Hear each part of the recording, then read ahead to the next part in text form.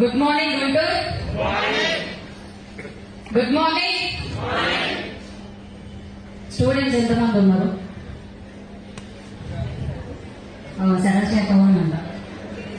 So thank you.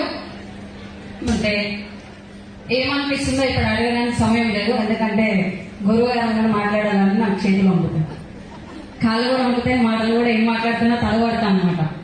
ఎందుకంటే వాళ్ళు పెద్దవాళ్ళు, వాళ్ళు ఏ బాటలో చెప్తే మనం ఆ బాటలో నడవాలి.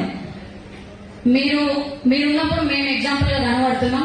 నేను స్టార్టింగ్ బూట్ క్యాంప్ 8% వచ్చినప్పుడు Balam Srinivas sir, Pandu sir, Saidul sir, ఇంకా వేరే వాళ్ళందరూ కొంచెం యూట్యూబ్ లో కనబడ్డారు. అందులో ఎక్కువ చెక్కు ఎంఎస్ఆర్ గురువు గారికి ఉంది.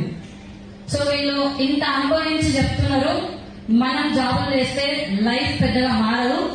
ఆల్రెడీ అనుభవించి ఫేస్ చేసి లైఫ్ ని సగం జీవితం అయిపోగొట్టుకొని ఇక్కడికి వస్తున్నారంటే వెస్టేజ్ బిజినెస్ లో ఏదో గొప్పదే ఉందని నేను గుర్తించిన అనమాట.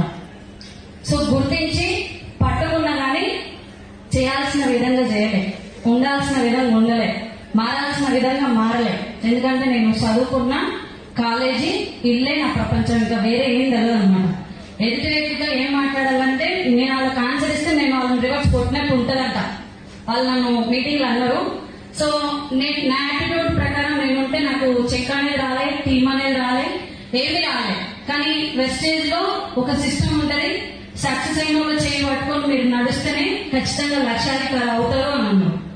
ఒక రోజు మీటింగ్ వెళ్ళినప్పుడు కూడా నేను సపోర్ట్ కొట్టమంటే కొట్టకపోయేది, నవ్వమంటే కూడా నవ్వకపోయేది, ఎంత మాట్లాడించినా మాట్లాడకపోయేది అనమాట. వాళ్ళకి వస్తున్న పైసలు వాళ్ళు నవ్వుకోనిలే అన్నట్టు ఉండేది. ఎంఎస్ఆర్ గురువు గారు ఏమన్నారంటే సక్సెస్ అయిన వాళ్ళని అప్రిషియేట్ చేస్తేనే సక్సెస్ అవుతారు అన్నారు. అది నా ముఖాన్ని చూసినట్టు అనిపిస్తే 2 లక్షల మనిషి చెప్తున్నారు, నాయన మనం ఖచ్చితంగా నవ్వాల్సిందే కొట్టాల్సిందే అని చెప్పి నవ్వు రాకుండా నవ్వింది.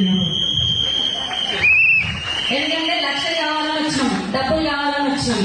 సక్సెస్ అయ్యి 2 లక్షలు తీసుకొని చెప్తున్నానంటే మామూలు విషయం కాదు అని చెప్పి అక్కడి నుంచి కొంచెం యాటిట్యూడ్ ని నేను చేంజ్ చేసుకుంటూ వచ్చిన.